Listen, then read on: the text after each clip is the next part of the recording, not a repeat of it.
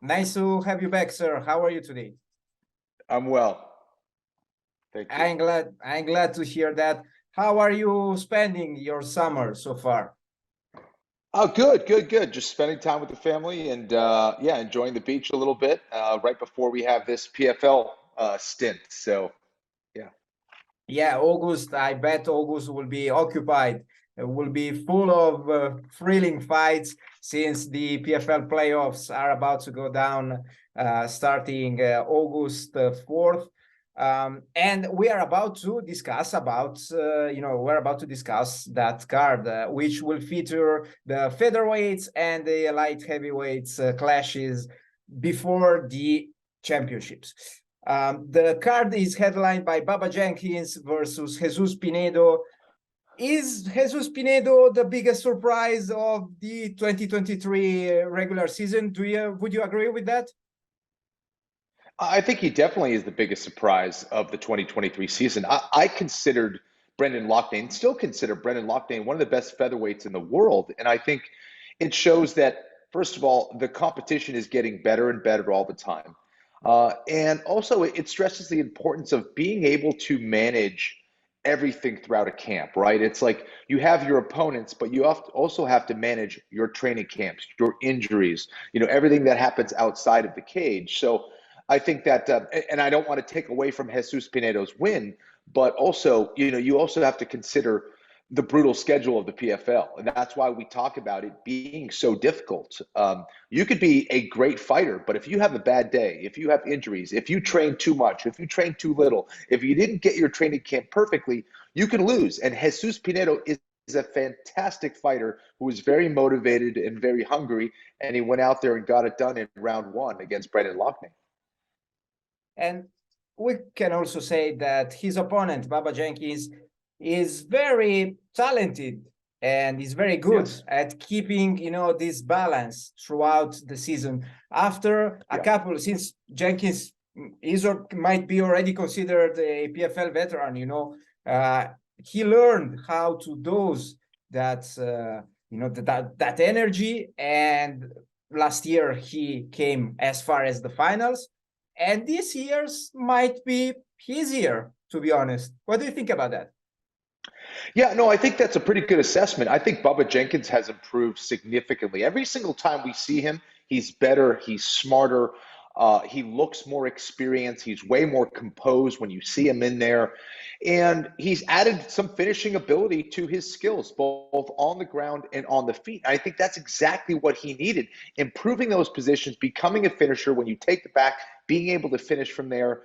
He now has, I think he always had power, but now knows how to manage his striking really well and knows how to set up his takedowns. And he knows what path to choose through a fight. So I think Bubba Jenkins right now has to be one of the favorites. I think that when you look at his experience and how he's been able to put it together, I think he definitely is going to be one of the guys to look to. So that's why I'm really excited about that Pinedo-Jenkins fight for sure. On the other side of the brackets, we have Gabriel Braga, who was initially attached to that fight with Mavli Kaibulaev. Kaibulaev got injured, or at least got out of the tournament, and Chris Wade is in. Yeah. What do you think about the Braga-Wade fight? Is very interesting as well. That's going to be another exciting fight. Chris Wade is very aggressive. He loves to move forward. Really fun fighter to watch. One of the most experienced fighters in the PFL, has that wrestling background, is an excellent striker as well. But he's going against a guy in Gabriel Braga who, when we saw him in the Challenger Series in Orlando, he was telling everybody, he's like, listen, I'm going to win the Challenger Series. I'm going to make it onto the PFL, and I'm going to win $1 million. And so far, he has been correct about all of those things. He is part of that new generation of fighter where they start really young and they are good and dangerous everywhere. Gabriel Braga has come in extremely focused, and he has proven everything that, it's not bragging if you can back up what you're saying. And he is doing exactly that. And I think he is not only dangerous everywhere, but he has that solid fundamentals. It's not flash. There's a lot of substance to his game. He also has gotten smarter and more composed as we've seen him. So he's very comfortable PFL cage at this stage of the game. And I think he's one of those guys that you have to watch out for as a dark horse in that division who could potentially win it all because he is so good everywhere. He may not have the high-level fight experience as some of the other guys, but he does have a lot of experience. And he has his father, who is an extremely experienced professional mixed martial arts fighter, behind him who can guide him. So to see a young man that focused with that amount of skill is very, very impressive. So Gabriel Braga is not someone to sleep on. Would you be comfortable in picking your winners or your favorites, or since you're commenting, you as you wish? Yeah, yeah, exactly. I don't pick fights that I'm commentating, just to avoid any bias from myself and also from the fans to kind of avoid that whole thing. But I can tell you it's very difficult to determine who's going to win these playoffs just because we see upsets all the time and you never know what's going to happen in the PFL Smart Cage. That's fair enough. That's why I asked you, if you wanted to, of course. To me, it would be very, very interesting to see whether Jenkins and Chris Wade will clash for the third time in their career. It would be very, very interesting to, if that is going to happen in the finals. But both Jenkins and Wade have very tough opponents. So who knows? And referring to the light heavyweights, we have Josh Silveira taking on Ty Flores. Silveira started very strong last year. I interviewed him. Of course, he has a lot of hype considering who he is, where he comes from, and so on, and his skills, what he has accomplished even before signing with the PFL. And, things didn't go according to plans last year, but this year, the first time I interviewed him, he sounded more mature and more like relaxed. It seemed that last year wanted to prove something, and that took a lot of energy out of his fighting style. What do you think about this new and more mature version of Silveira? I think you nailed it. I think, you talking about maturity was the one thing that really stood out to me when we were in these fighter meetings with Josh Silveira. He just seemed way more confident, sure of himself.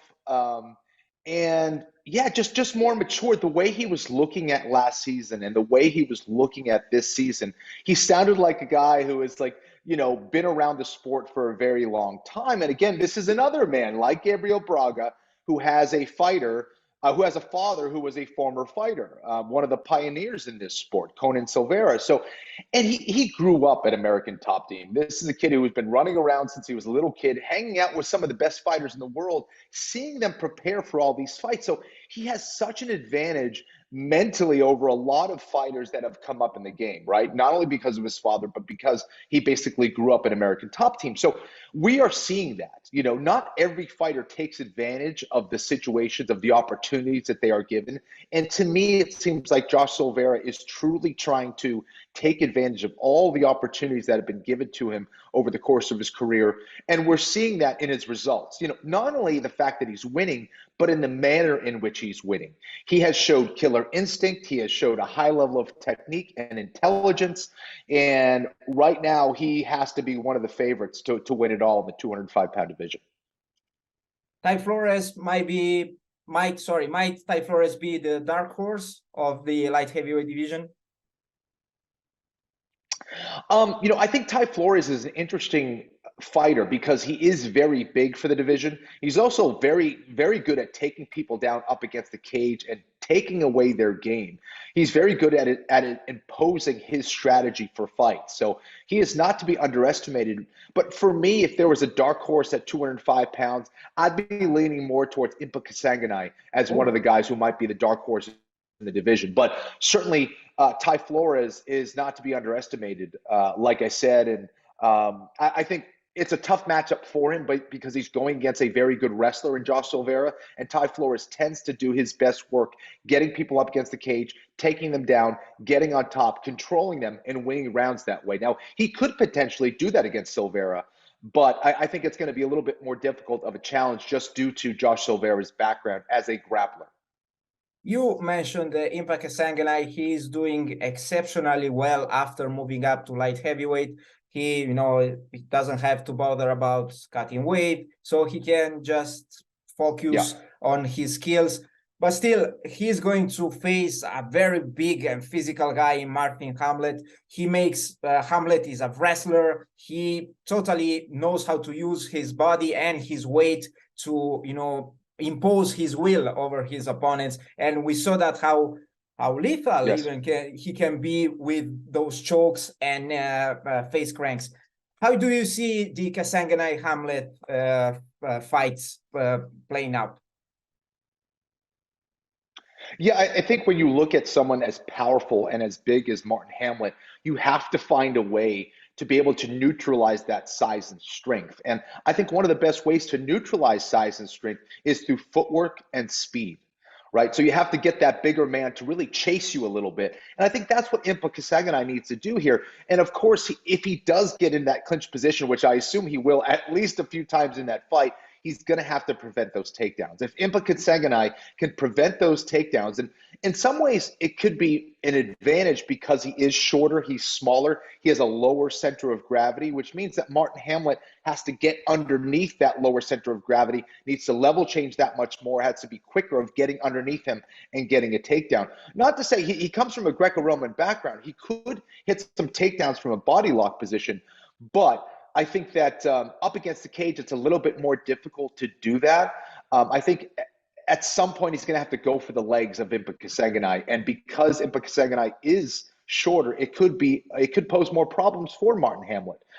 Marthin Hamlet is improving though as a fighter everywhere. He's improving as a striker. He's getting more comfortable in the cage. We saw some good fight IQ in his last fight and how he was managing his pacing and the decisions he was making in the fight. But Impa right now has kind of nothing to lose. I think there's a lot of pressure on Marthin Hamlet, and Impa Kasanganay seems like he's getting, very comfortable at 205 pounds. He's going to have all of his energy. It's not a big weight cut for him, so he has some things going his way. But Marthin Hamlet is a very tough guy to beat. So curious to see what happens there. I agree. Before I let you go, is there any other, since we broke down the playoffs, but is there any other fight that stands out to you? Yeah, I mean, I guess on that night, some of the upcomers I think are important to watch. There's some great fighters there. Desiree Yanez is taking on Lisa Malden.